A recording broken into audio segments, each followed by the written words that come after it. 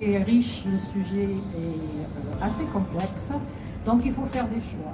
Donc effectivement, j'ai fait 3 choix, je vais vous les donner, et puis en fonction de ces choix, j'ai sélectionné une douzaine d'œuvres que je vais commenter.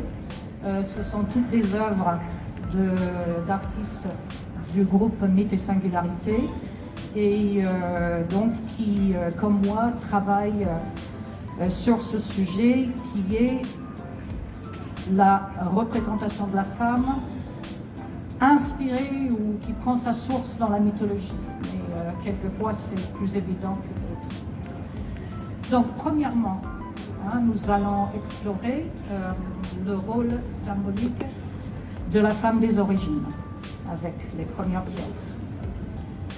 Ensuite, nous allons questionner, interroger la problématique du double féminin. Et ensuite, nous allons explorer la spécificité des femmes hybrides. Voilà.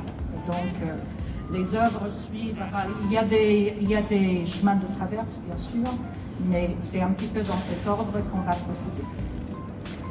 Mais pour commencer, je vais vous lire un extrait de... Rapproche-toi du micro. Pardon, que je reste là. D'un ouvrage merveilleux d'André Chédid, mais le titre, je vous le donnerai après. Je ne peux pas le lire avec les lunettes. J'entre en vie, il y a 3 millions d'années. Tes contemporains retrouveront les traces de mon passage. Il faudra désormais en tenir compte. Tous mes os n'auront pas été réduits en cendres. Sous leur pioche, en un même lieu, des morceaux de mon squelette surgiront de terre. Un fragment d'épaule, un morceau de pelvis, des côtes, quelques vertèbres, un bout de mâchoire. Soudain, à vos yeux, j'existe. Enivrés par leur découverte, ces chercheurs danseront joyeusement autour de ma sépulture. M'introduisons dans votre univers, où la notoriété tient une si grande place. Ils me nommeront Lucie, titre d'une chanson en vogue. Je me suis faite à ce vocable qui me projette à l'avant-scène de vos représentations. Il m'est devenu, comme à vous, familier. J'en éprouve par moments une gêne, une envie de fuir vos règles et vos classements. Un regret de l'anonymat du mystère m'envahit. Aussi, le désir de me passer dans l'oubli, de me dissoudre dans l'éternel sommeil. Mais il est trop tard. Le projet est en marche. Je suis ici, découverte. J'ai émergé, j'émerge. Quel que soit mon rôle, je jouerai la partition jusqu'au bout. Bon, ce texte, je trouve merveilleux, est extrait du roman d'André Chédid, publié en 1998 et qui s'appelle « Lucie, la femme verticale ». Donc, la première pièce que je vais vous présenter est un tableau que j'ai fait cette année, qui est le début d'une série que j'appelle les idoles, inspirée par les idoles néolithiques, mais aussi par les Vénus préhistoriques. Celle-ci s'appelle Idole mère. Donc, Lucie revient dans le visage parce que j'ai choisi, je me suis inspirée d'un masque que j'ai dans ma collection, que mon fils m'a apporté du Mali et qui a cette forme ovale, pour une raison d'abord de composition, parce que les figures de femmes préhistoriques s'inscrivent dans un espace de losange. J'ai voulu me donner ça comme contrainte au départ. Mais bon, comme tous les artistes, on n'aime pas trop les contraintes. Évidemment, on commence par nous imposer une contrainte et après on ne peut pas y rester. Hein. Donc, si vous dessinez un losange, évidemment, il y a des parties qui débordent très nettement, mais pas la forme du visage. Donc, on va dire que le visage, c'est mon hommage à Lucie. Et à notre mère africaine, on va dire. Bon, ensuite, j'ai parlé des deux sources d'inspiration dans la mythologie préhistorique, si on peut dire, mais qui partent des formes, hein, parce qu'en fait, là, on est dans une période avant le verbe avec un grand V. Hein. Donc, avant le verbe, il n'y a pas d'écriture, il n'y a pas de texte, il n'y a que des images. Et les Vénus, enfin les premières images figuratives, on peut dire, hein, de représentation de la femme, remontent à il y a 40 000 ans. Et ce sont, il y a deux, on peut les regrouper en deux catégories. D'une part, il y a les Vénus dites stéatopiges, hein, qui ont des formes plus qu'abondantes. Hein. Donc, si on voulait les inscrire dans un losange, il faudrait prendre un autre format que ce format-là, qui est un double carré, 100 sur 50. J'en ai fait aussi dans des formats carrés. Et là, on arrive à une forme des formes beaucoup plus rondes, beaucoup plus amples. Et ça nous donne les Vénus stéatopiges, bien en chair. Ensuite, les idoles, il y a les Vénus, donc la deuxième catégorie des Vénus aussi de l'époque paléolithique, qui sont plus stylisées, plus abstraits, on peut dire déjà, hein, donc qui ont des formes plus élancées, et souvent c'est pour une raison technique, hein, c'est que ces figures-là étaient taillées dans l'ivoire de mammouth, et donc dans la forme automatiquement dictée, la forme de la matière dictée la forme du sujet.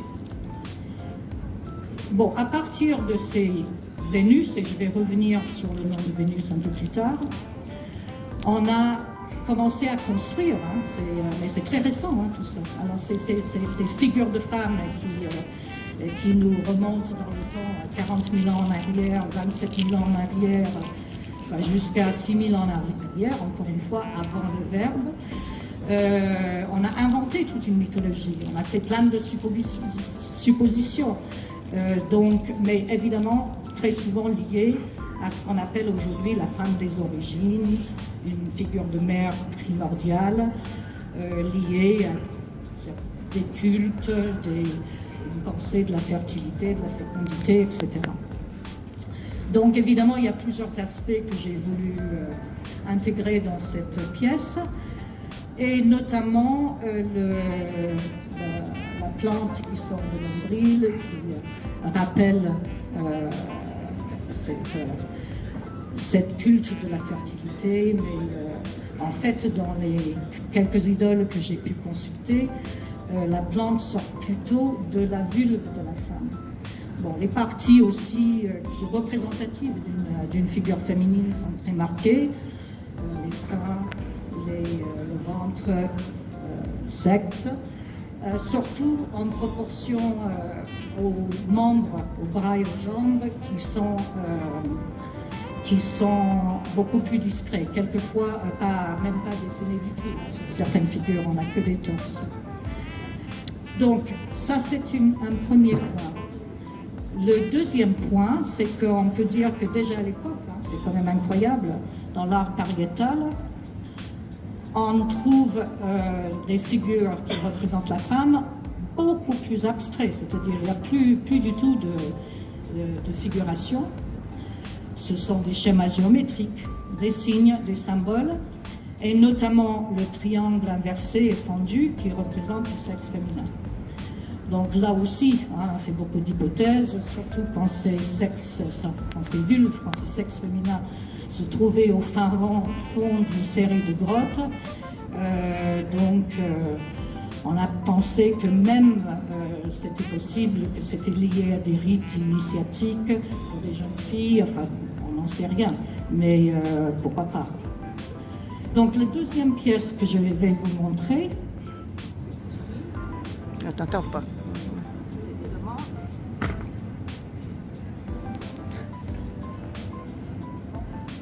Voilà.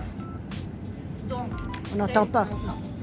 C'est un sextile de Rebecca Campo, c'est-à-dire c'est une sculpture textile en tissu, donc en lin, avec des poils pubiens en filasse de lin.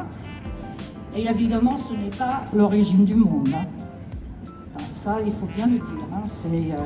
Il y a un rapport, mais ce n'est pas l'origine du monde. On peut faire des comparaisons, on peut faire un petit clin d'œil à Courbet, on peut même souligner une forme de parodie, mais cette pièce s'appelle « Pour tout l'or du monde ». Donc, ça nous amène vers une autre mythologie, en fin de compte, parce que je vais y venir. Donc, pour tout l'or du monde, c'est assez amusant. Normalement, on le rencontre dans une locution négative. Hein. Donc, il ne faut pas faire ça, même si vous me donnez, enfin, pas pour tout l'or du monde, il ne faut pas. En anglais, c'est not for all the tea in China. Hein. Donc, bon, enfin, on a un petit peu la même idée, bien que tout le thé en Chine, c'est peut-être pas la même chose que tout l'or du monde. Mais on a cette idée de quelque chose qui a une valeur qui n'a pas de prix, une valeur incommensurable. Donc quelque chose de très précieux, quelque chose de fragile aussi. Et bon, évidemment, il y a toute une scénographie, hein, donc on sent que cet objet est fragile parce qu'il faut le protéger, il faut l'envelopper. On sent que cet objet, on ne peut pas trop s'approcher. Enfin là, vous avez l'image, mais si dans la boîte, il faut vraiment... enfin, on peut s'approcher, mais pas complètement, parce qu'il y a quand même un grillage. Donc, évidemment, c'est... pour moi, cet objet devient une sorte d'icône, hein, d'icône, bon, de fertilité, pourquoi pas, de l'origine du monde, pourquoi pas. Mais c'est un objet qui est un peu sacré. Il faut faire attention. Ça me fait penser à un autre mythe, la boîte de Pandore, plutôt le jar de Pandore. Il faut faire attention, il ne faut peut-être pas l'ouvrir. Donc là, on retrouve la formulation négative, pas pour tout l'or du monde, parce que quelque chose de redoutable pourrait en sortir. Et la troisième pièce, qui est sur le podium ici, c'est un Vénus, mais alors un Vénus antinomique, hein. C'est pas le Vénus, je pense que vous êtes habitués à voir. Hein. Vous voyez le Vénus de Botticelli, c'est pas la même chose. Hein. Donc, et pour cause, parce que là, ce Vénus s'appelle Vénus 60 piges. Donc, voilà, magnifique jeu de mots, parce qu'il y a 60 piges, d'une part. Jeu de mots et un oxymore, hein, parce que Vénus, on pense plutôt à la jeunesse, la beauté, à la figure de l'amour. D'ailleurs, les Vénus, en principe, il n'y a pas de bébé Vénus. Hein. Vénus, elle est née toute faite, hein, comme la poupée Barbie. Hein. Donc, il n'y a pas de bébé Vénus, il n'y a pas de vieille Vénus. Ah bah oui, mais Annie-Gabrielle Mallet y est foncée. Hein. Il fallait quand même une vieille Vénus. Il faut arrêter avec le jeunisme. Donc, là, c'est la célébration de la femme vieillissante, c'est merveilleux. Les seins qui tombent, les fesses qui tiennent plus. C'est éclate. Annie-Gabrielle Mallet parle pour cette pièce, enfin bon, c'est grâce à sa technique céramiste bien sûr, hein, d'un équilibre fragile, d'un équilibre troublant. Là aussi, on retrouve l'oxymore, hein, parce que bon, soit c'est un équilibre, soit c'est troublant, il faut savoir. Bon, donc, mais elle tient debout, il n'y a aucun problème, elle tient très bien debout, hein, c'est Vénus. Hein. Donc, voilà, bah, pour Vénus, il faut peut-être changer de registre. Hein. Et donc, le quatrième pièce, on y arrive, c'est encore un Vénus. Oh. Pardon. D'un autre style, c'est un Vénus de Sandrine Vachon-Thiebaud. C'est qui s'appelle Déesse au coquillage. Donc ce Vénus quand même nous ramène vers les Vénus encore de la préhistoire, parce qu'on retrouve des éléments qu'on pouvait trouver hein, qui nous reste de la préhistoire.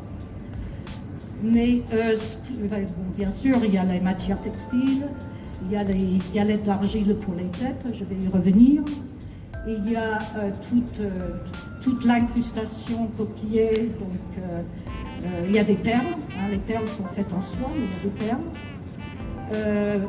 Bien entendu, le coquillage avec une perle, c'est aussi une métaphore du sexe féminin, donc on retrouve la vulve, bien marquée. Et puis là, par contre, je pense qu'on remonte encore plus loin dans le temps, en fait, hein, que les Vénus d'il y a 40 000 ans. Parce qu'il y a 100 000 ans, enfin pour l'instant, hein, c'est d'après ce que j'ai lu et j'ai pu trouver à l'heure actuelle, on a quand même découvert pas mal de sépultures où il y a ce qui reste, c'est pas bon, quelques fibres textiles peuvent rester, mais évidemment une toile de jute ne va pas durer 100 000 ans, même dans une sépulture, mais quelques fibres textiles peuvent rester. Mais ce qu'on voit, ce qui reste, ça peut être les coquillages, les os, des pierres, enfin voilà, c'est ce qui reste avec le temps. Donc il y a 100 000 ans en arrière.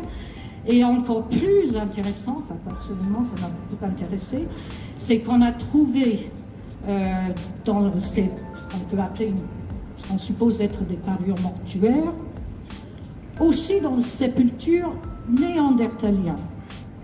Donc là, on est vraiment remonté peut-être aux origines de l'art en fin de compte, parce que les origines de l'art, comme on a vu, c'est pas juste la figuration, c'est pas juste l'abstraction. Effectivement, il fallait déjà que les sapiens aient une certaine évolution pour arriver à faire de l'art. Mais l'art, c'est pas seulement la figure, c'est pas seulement des compositions animalières. La parure, c'est aussi une forme d'art. Et donc, voilà, moi, cette pièce me fait beaucoup penser à ces découvertes qui sont assez récentes. Et puis, il y a les deux têtes.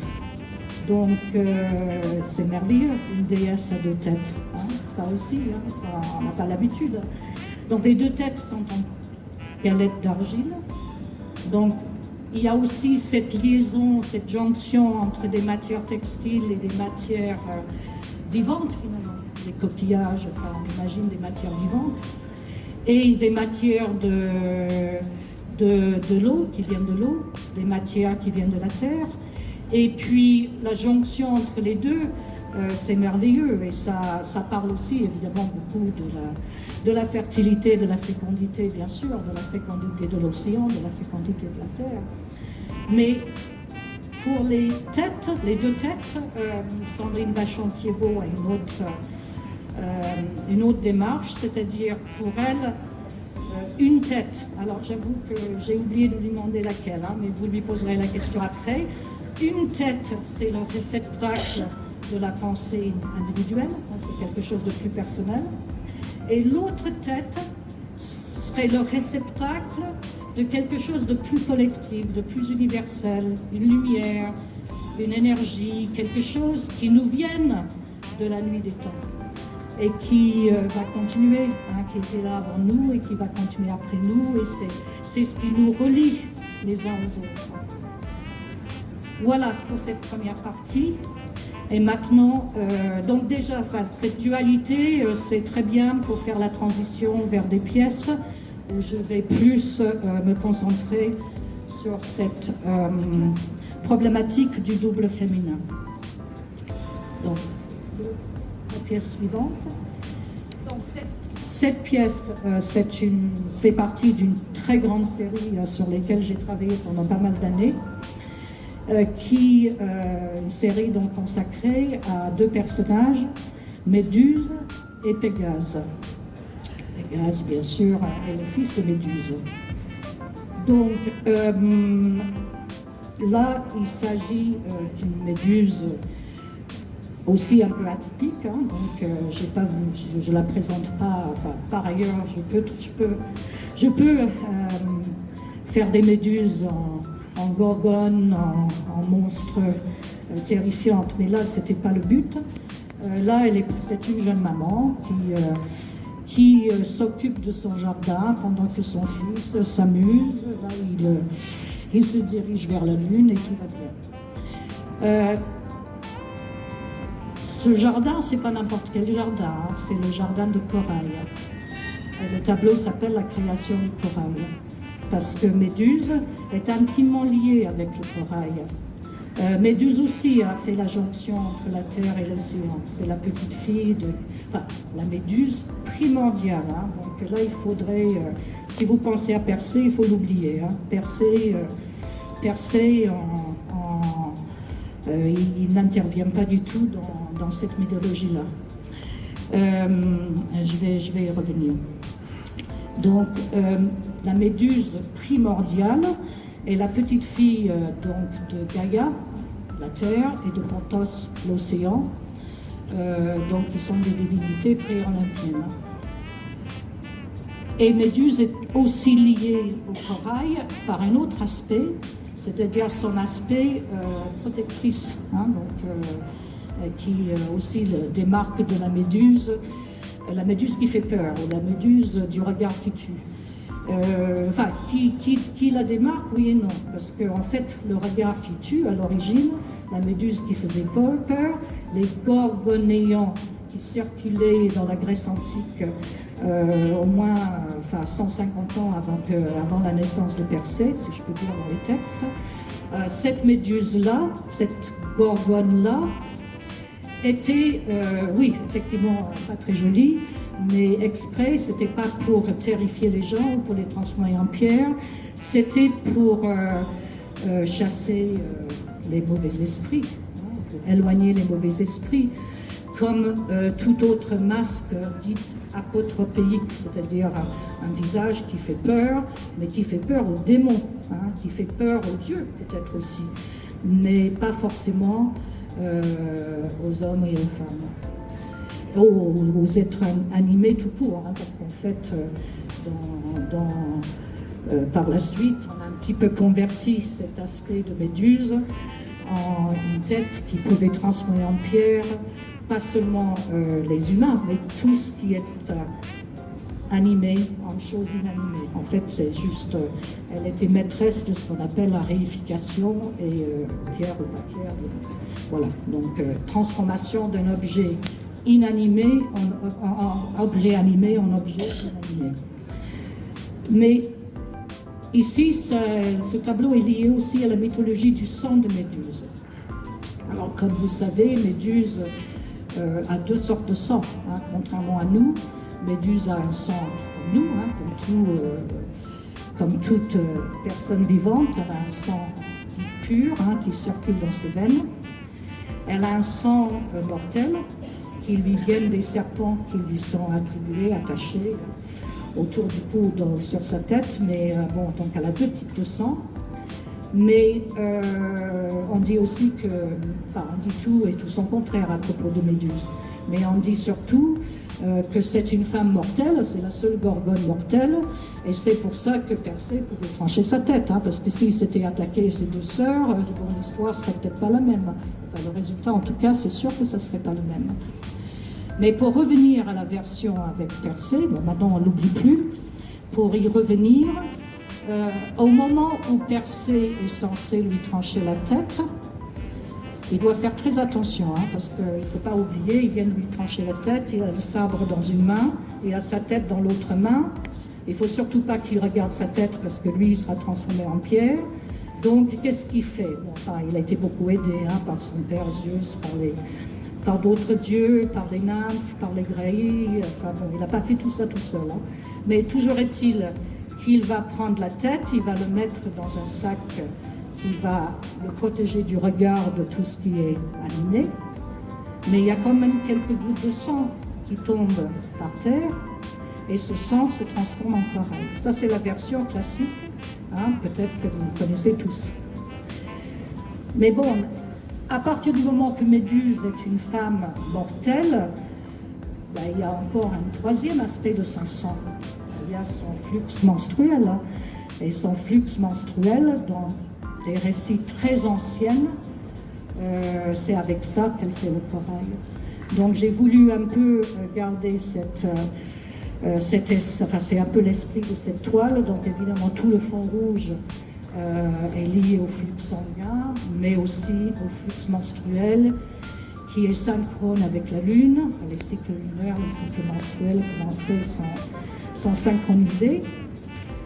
Et puis c'est ce rouge qui va, enfin il y a la naissance du corail qui pour l'instant est incolore et qui va évidemment se transformer, se pigmenter grâce à son sang menstruel et devenir la couleur du corail vivant et en bonne santé. Par ailleurs, elle tient entre sa main son propre masque. C'est un petit clin d'œil aussi, pour dire que bon, elle n'a pas besoin qu'on lui tranche la tête pour faire naître ses enfants ou pour créer le corail. Elle peut faire ça très bien toute seule. Et en plus, sa propre tête, son reflet, son miroir, elle le tient entre ses mains parce que c'est entre ses mains qu'elle tient son propre destin. On va passer à l'image suivante où on va rencontrer deux autres grandes dames hors normes de la mythologie, donc cette fois-ci de la mythologie biblique, si je puis dire, et plus précisément judéique. Là, il s'agit d'un triptyque d'Anne Philomène Rollin, et on a la chance, c'est exposé actuellement sur notre stand, Mythes et Singularité, sur la partie A16. Et bien sûr, je vous invite après à vous rapprocher de tous les artistes dont les œuvres sont présentées. Mais en plus, vous pouvez échanger avec Anne Philomène Rollin sur ce triptyque. Bon, triptyque, donc évidemment, c'est en 3 parties. Et les 2 personnages, c'est Lilith et Ève. Donc, juste pour le décrire très rapidement, je ne peux pas trop développer. Bon, la partie de ce côté-ci, donc la partie gauche, face à vous, c'est Ève, la blanche, la chauve, sous la lune blanche, qui, bon, me semble-t-il, est un peu confinée. Elle est un peu serrée dans une... Bon, je suppose que c'est son enclos terrestre. On suppose qu'à ce moment-là, elle n'est plus au paradis. Bon, c'est à creuser. Mais on voit bien que sa tête est détournée par rapport à la Lune. En revanche, Lilith, qui se trouve donc sur ma droite, donc le panneau à droite, Lilith sous les yeux de la Lune noire, qui est aussi emblématique de Lilith, semble surgir, semble beaucoup plus dynamique. Elle n'est pas confinée, Lilith. Ses cheveux au vent, elle avance un peu comme une furie. Elle avance et elle sort des enfers. Elle est, on peut dire au sens propre, au sens figuré, déchaînée. Elle est libérée de ses chaînes, elle est déchaînée. Et les deux vont se retrouver au milieu, dans la partie centrale. Ce que je trouve très beau, c'est le rapprochement des 2 lunes ici. Dans la partie centrale, les 2 lunes se rejoignent, la noire, la blanche, et sous les 2 lunes qui s'accordent, Lilith et Ève, bon là je ne dirais pas qu'elles s'accordent, on a quand même l'impression que Lilith tienne les rênes. Lilith semble envelopper Ève, la ramener à elle, redevenir quand même un seul corps avec elle. Et évidemment tout est teinté de rouge. Ça c'est évidemment symboliquement très important. Donc, juste pour quelques mots de plus sur la mythologie, qui est important ici, et qui se tient. D'abord, Lilith est évidemment beaucoup plus ancienne dans la mythologie keb, puisque d'abord c'est une figure de la mythologie mésopotamienne. Lilith, au départ, n'est pas du tout la figure du mal, qu'elle devienne par la suite. Lilith est un personnage. Alors quelquefois j'ai vu qu'on la décrivait comme une démone, grande démone, quelquefois comme une divinité, mais toujours est-il qu'elle est vénérée en Mésopotamie. Ensuite, dans la mythologie judaïque, et elles deviennent un peu plus le lévite qu'on connaît, c'est-à-dire au moment de la création de l'homme et de la femme, Lilith est créée en même temps qu'Adam. Lilith, c'est la première femme, c'est pas Ève. Lilith est créée en même temps qu'Adam, dans la même terre, et Lilith est l'égale d'Adam. Le problème, c'est que Adam, il n'est pas d'accord. Donc, il ne veut pas d'une femme, il ne veut pas que sa femme soit son égale. Bon, pas d'accord, donc voilà, il divorce. Hein. Et Lilith, de toute façon, pour elle, c'est pas un problème, elle n'aimait pas Adam de toute façon. Donc, elle s'en va, elle s'enfuit au fond de l'océan. Et là, elle épouse, un peu plus tard, elle épouse Satan. Et ils feront beaucoup d'enfants.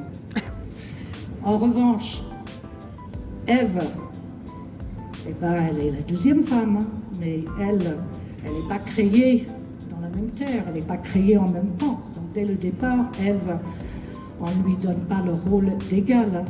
Ève lui serait soumise, fidèle, et ils auront aussi beaucoup d'enfants, mais elle sera, on va dire, la mère des futures filles du foyer, des futurs anges. Ça, c'est, je schématise un peu, c'est un peu l'idée.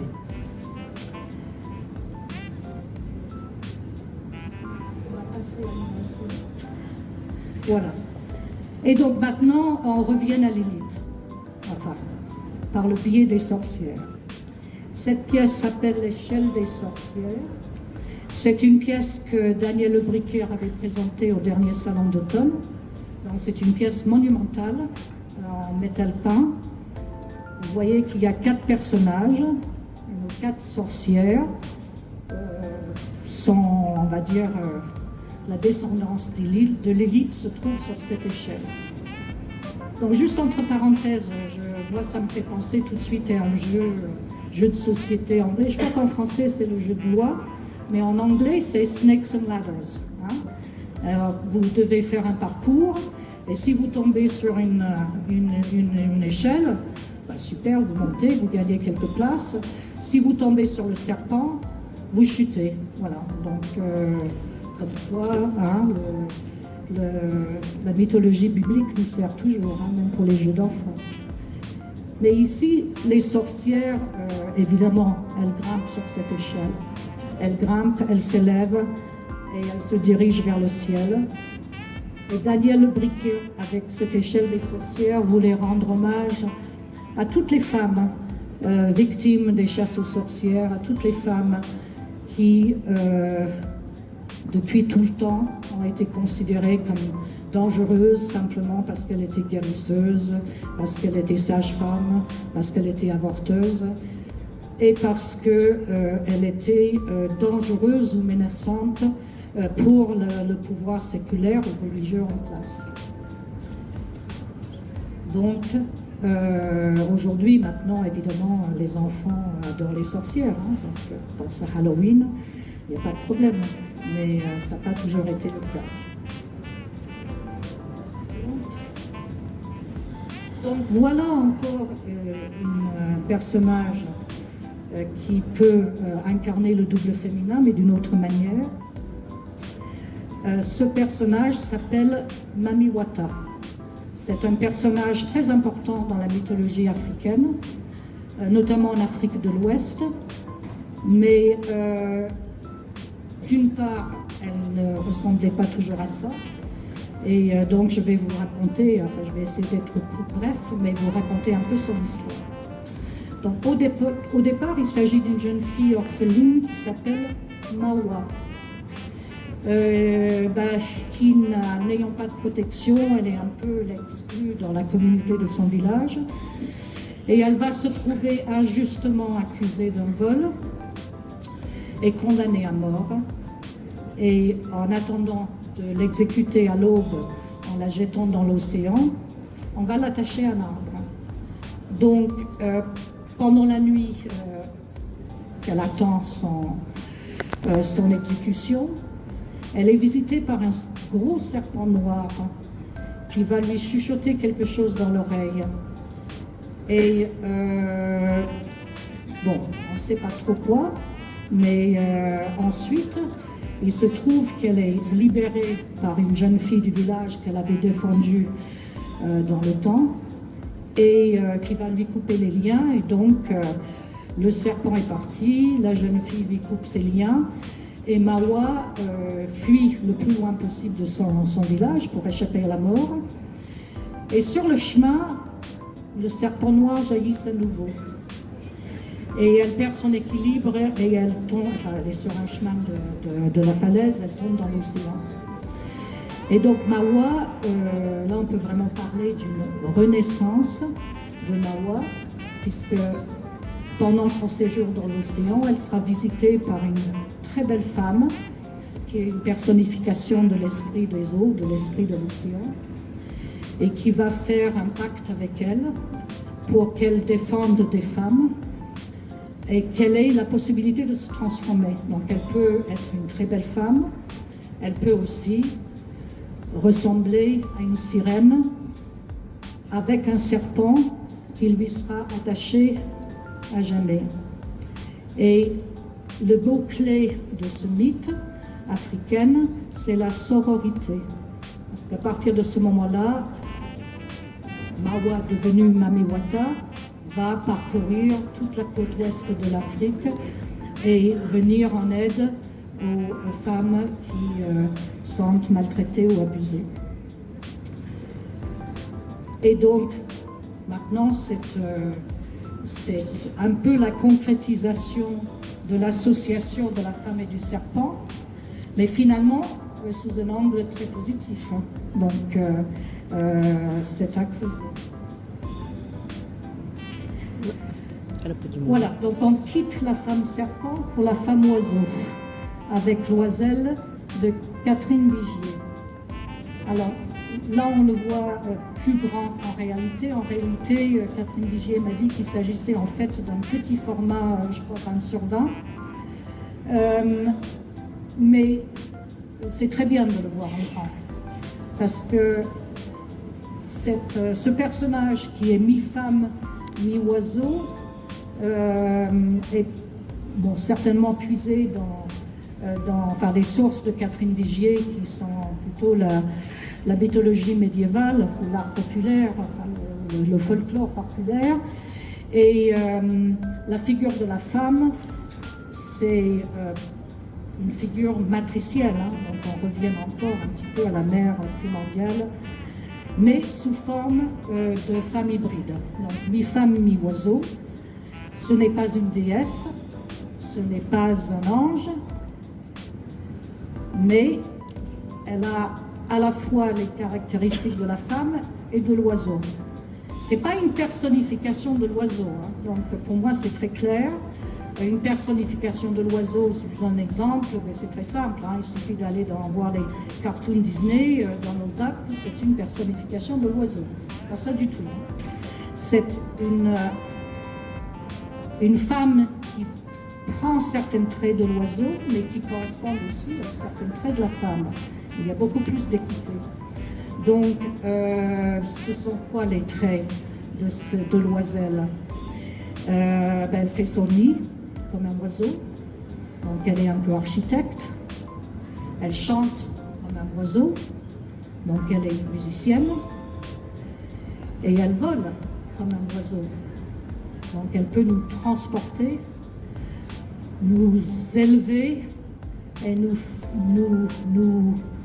aider à transcender les contingences du monde terrestre. Et c'est très bien comme ça.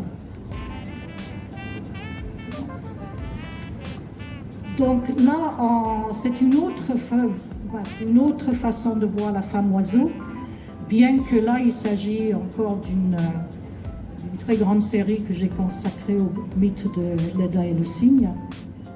Mais là, le couple, Leda et le cygne, forment quelque chose de beaucoup plus fusionnel que ce qu'on peut rencontrer peut-être par ailleurs.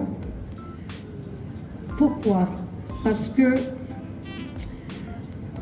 dans une des premières versions du mythe, en fait, Zeus, évidemment, comme c'est dans son habitude, il a repéré Leda et il veut conclure avec elle.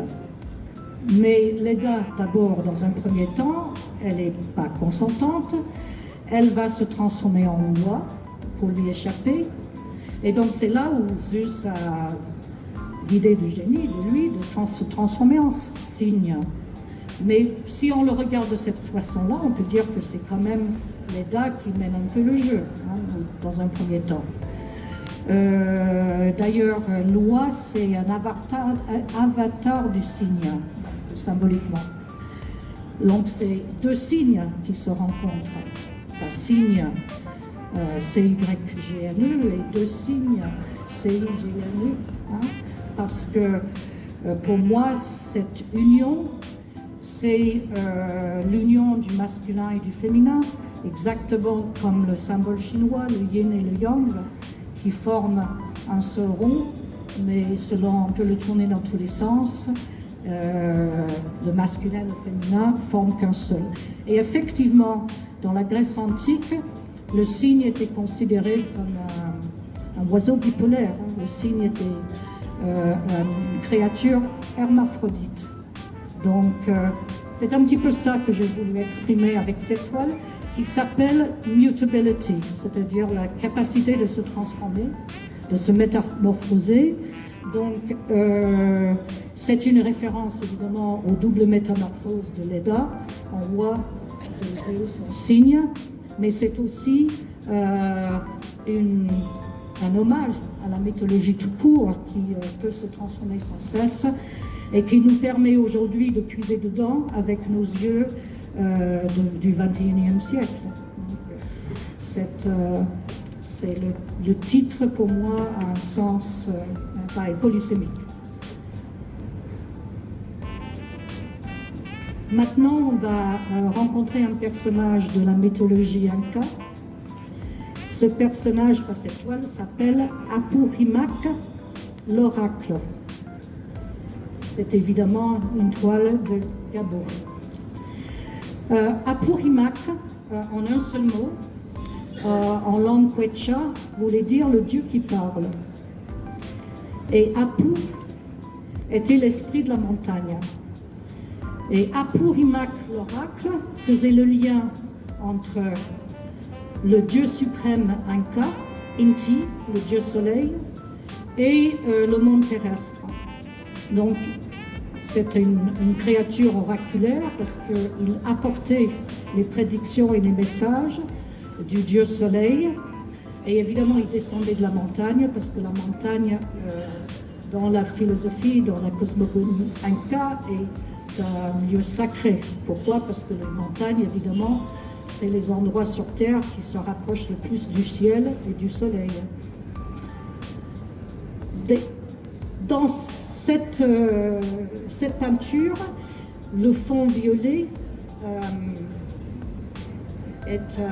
évoque la tombée de la nuit, le moment le plus propice aux oracles, enfin, selon l'artiste. Ce que je trouve aussi intéressant, c'est la variété des couleurs, la palette. Et bon, là, elle est en apesanteur, elle descend, on ne sait pas si elle va apporter une bonne nouvelle ou une mauvaise. Bon, peu importe.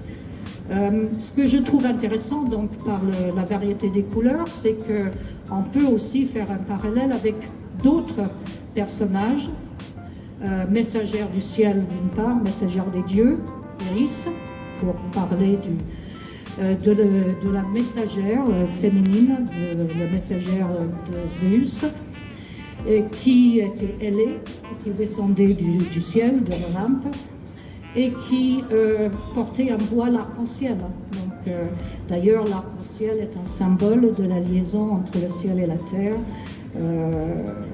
Et donc, on peut faire un parallèle avec Iris. Et on peut aussi faire un parallèle avec le Sphinx, c'est-à-dire d'abord le Sphinx grec, l'oracle de Thèbes. Alors Apurimac, je pense, n'est pas aussi monstrueuse que l'oracle de Thèbes. Hein. L'oracle de Thèbes, c'était une monstre dévoreuse. Hein. Si on n'arrivait pas à répondre à son énigme, non, on n'avait aucune chance de survivre. Il fallait attendre Oedipe pour arriver à trouver la bonne réponse. Mais l'oracle de Thèbes, je parle dans sa plastique, dans sa forme. L'oracle de Thèbes est représenté avec un corps de lion, des ailes et une tête de femme. Donc, par ailleurs, l'oracle grec, le sphinx grec s'inspire du sphinx d'Égypte. Et là aussi, on peut voir un rapport, bien que le sphinx d'Égypte est masculin, puisqu'il a une tête d'homme et un corps de lion, et puis surtout pas d'aile, il faut qu'il reste bien à sa place pour surveiller les pyramides, les yeux orientés vers le dieu soleil, Ré, qui est aussi le dieu suprême égyptien. Donc, je trouve assez fascinant tous ces parallèles entre les mythologies du monde bon, enfin, on peut en trouver beaucoup d'autres. Et puis pour la dernière image, nous allons partir au Japon avec l'Amabié de Patricia Berka, qui est aussi sur le podium. Donc là, c'est une sirène atypique, vraiment atypique. Elle a un bec d'oiseau, elle a 3 pattes, elle a des écailles qui montent jusqu'au cou, mais son histoire est très intéressante. Donc en fait, c'est une légende japonaise qui n'est pas si ancienne que ça. Je crois qu'il y a les premières mentions de l'Amabié au Japon, c'est il y a 175 ans. C'est une sirène un peu fantomesque qui surgit à la surface de l'eau, mais qui a aussi une fonction oraculaire, parce qu'elles viennent pour prédire soit une bonne récolte, soit une épidémie. Et donc, lors de la crise sanitaire qu'on a tous connue, il n'y a pas si longtemps, au Japon, l'Amabié, qui était un peu oublié, est rené en force. Parce que son message au peuple qui souffre d'une épidémie, c'est diffuser mon image pour vous protéger. Et donc, au Japon, effectivement, son image était diffusée avant que l'idée prenne. Et un projet Amabié, si je puis dire, était lancé sur les réseaux en France pour les artistes confinés. Et donc, il y a eu une production en France d'Amabié pendant toute la période, pendant les confinements, pendant toute la période du Covid. Donc, pour conclure, enfin, je ne peux pas vraiment conclure, mais pour faire un peu vite, j'ai voulu, en vous présentant ces œuvres et en vous parlant de la représentation de la femme dans la mythologie, essayer de voir que finalement, depuis que la représentation, là il s'agit de la représentation de la femme, mais depuis que la représentation existe tout court, hein, depuis les origines de la représentation dans la préhistoire, jusqu'à nos jours, il y a des passerelles entre les formes, on va dire, entre les formes, entre les récits qui soit sont inspirés par les formes, ou bien le contraire, les formes sont inspirées par les récits. Il y a des passerelles, il y a une transmission, et qui nous permet aujourd'hui, évidemment, nous, au XXIe siècle, de revisiter les formes, de revisiter les récits, et de faire des œuvres qui sont 100% contemporaines. Voilà. Et maintenant, c'est à vous. Il y a un deuxième micro, et moi, je serais très heureuse si vous avez des questions à poser. Juste avant vos questions, je voudrais d'abord remercier le Salon d'automne d'avoir programmé cette conférence. Remercier Patricia Berquin qui a quand même été à l'initiation, qui a eu l'idée. Et aussi vous remercier tous évidemment